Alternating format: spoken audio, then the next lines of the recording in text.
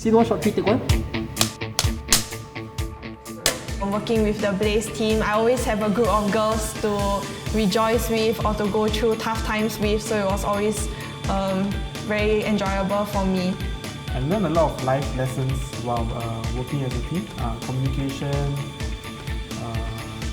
trying to take consideration of people's feelings and all. Yeah. Was to bring 20 over lives overseas, yeah, and like to live with them for 2 weeks. But most memorable would be that we're all still friends and we still hang out like once a month. For me was at the start when I knew I was going to be the next captain of the team, there was a lot of pressure that I put on myself because I knew that Blaze was Polite champions for the past few years, and yeah, I didn't want to let anyone down, so I had a lot of pressure on myself. But thankfully I had a group of supportive people around me that kept me going. Personal development is more important than getting the task done actually. The distinct between the rural areas and like the city life, because I think in Singapore they are more integrated, so like these people are kind of like among us, we don't know who they are, but like in Chiang Mai it was like there was there like you definitely knew that there was a distinct poverty, like people who are like poor. Cambodia that went they don't have Wi-Fi all around, they don't have clean toilets or water. So I think that's something that I think we as Singaporeans, we don't feel it until we don't have it. Yeah, then after that, on a trip you kind of realize that we are actually quite lucky to be in Singapore. And it's not something that we should take for granted.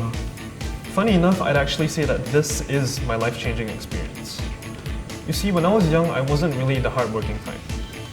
I was more of a troublemaker. I didn't have very good grades and I just kind of went with the flow.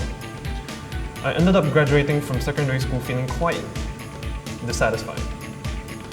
So coming here, I decided to give myself a shot up until this point.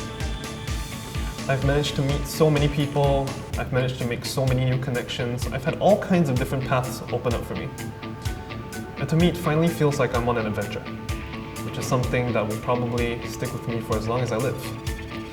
And I'm still looking forward to what lies ahead. Not just one, but NYP has given me a lot of opportunities. I managed to go for the OBS leadership camp last year. I had the chance to go for the Blaze trip, the Blaze Hong Kong trip, and I also had a Polytechnic forum where I get to meet people from all the different polytechnics. So all these experiences allow me to grow not just as a person but as a leader. I decided to become a leader because it gives me the opportunity to share and to influence others in a positive way.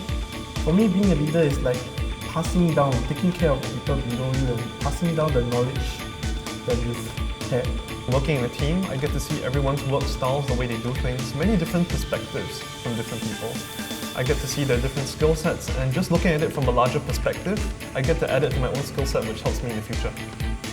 It's enriching and fulfilling, like they give you a lot of opportunities to like get to where you want to be.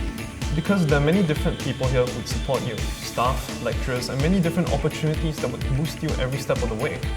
Even someone who wasn't as hardworking as I am, as long as you're willing to give it a try, there are many different ways you can move up and improve yourself. They give you the opportunities to step out of your comfort zone. Well, here at NYP, there have been many experiences that I've had that weren't really too enjoyable. But of course, the positives do outshadow the negatives. I've had many opportunities to brush up on my leadership, to speak to other people, to take a look at many different things from a different perspective.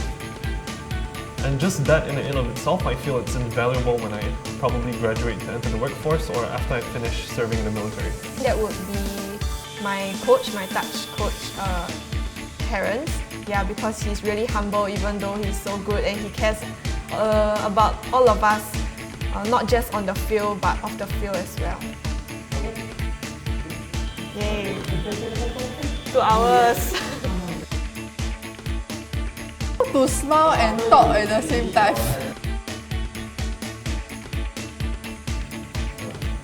Safety tip.